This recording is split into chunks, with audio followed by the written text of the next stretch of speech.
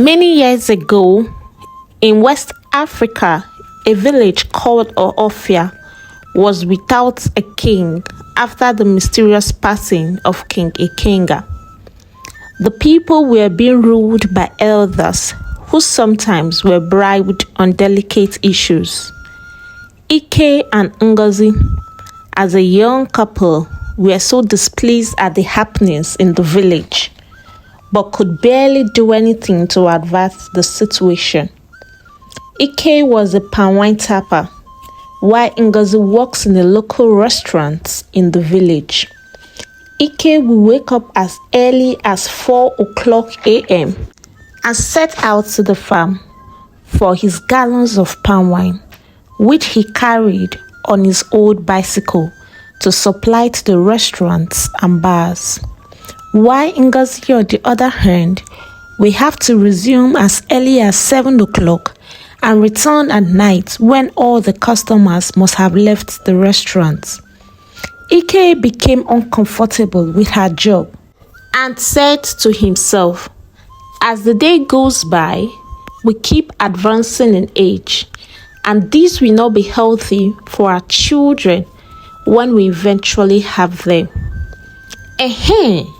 Talking about children, this is our 3rd year in marriage, and my wife has never gotten pregnant, he said to himself. I must do something very fast before we both work in mystery, he murmured. Weeks passed, and he still hasn't gotten any tangible idea on how he and his wife will spend quality time together. How about using my savings from my palm wine business and setting up a restaurant and small bar for my wife, since she had gained a lot of experiences from her job? I can equally go and sit there when I'm done tapping the wine for the day, he said. Oh, that wouldn't be bad at all, he said excitedly, and he couldn't wait to share the news to his wife. He sat down on an old couch, waiting for his wife to return home. Soon, Ugochi returned, looking exhausted, worried, and sad. What happened, my wife? Did anything go wrong at the buka? Did you meet trouble on your way back home? He asked too many questions at a time. Ugochi was about answering his question when suddenly she began crying and said, one of the customers I served today said to me, it seems your palm wine tapper husband has damaged his manhood with excess palm wine, that your tummy is not protruded by now. Ike said to his wife, consoling and wiping her tears, we brought these upon ourselves because we are not family oriented.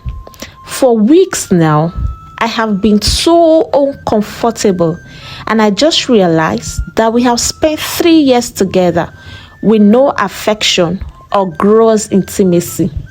You will have to stop working in that restaurant. My husband, Ugochi said. I have been working fervently since 1st, and today is 28th, which implies 2 more days for this month to end. Could you please allow me to complete this month, at least for my salary, she said on her knees. That's reasonable, Ike said, and for you to officially resign as well. I have saved enough money for you to start your own restaurant.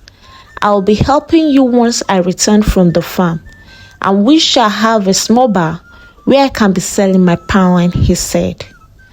With this, we can decide to have the whole day for ourselves in the house whenever it is necessary. You know what I mean now, he tickled Ugochi. Ike swung into action immediately and looked for a good space close to the village market. Soon, their dream became a reality and the business blossomed. With Lord of salesperson, the village of Oofia was still without a king, and many tout groups emerged. 9 months after their decision, Ike and Ugochi welcomed a baby girl called Adanaya. Ike and Ngozi soon became very comfortable as they could now afford a lot of things. He changed his bicycle into a motorcycle and changed the old couch in his parlor to a new one. Days passed, weeks passed, and years passed. Adanaya was enrolled in a school. She was loved by everyone basically because her parents made sure she wore neat, well-ironed uniform and white socks to school. Adanaya became friends with Ugochi, the daughter of a young widow called Olaedo, whose father was killed by one of the groups that have emerged in the village. Ola and Ugochi had known since her days in the restaurant where she worked. They became so close that their parents became friends too. Olaedo will stay in Ike and Ugochi's buka for long hours and help in serving customers. She admired the way Ike loves Ugochi and treats her so well as a king. She is in a secret relationship with Obunome, a leader in one of the evil groups in the village. She isn't proud of the relationship, especially because it claimed her husband's life. Adanaya and Ugochi were doing so well in school and their friendship blossomed. Olaedo on her own path was wishing to have Ike. The more she tries to come out of the thoughts, the more better reasons flash on her. One day, Ugochi was so satisfied at the returns of her restaurant business, and she said, "Since this business is already established, we need to add provision business. I will need to discuss with Ike immediately."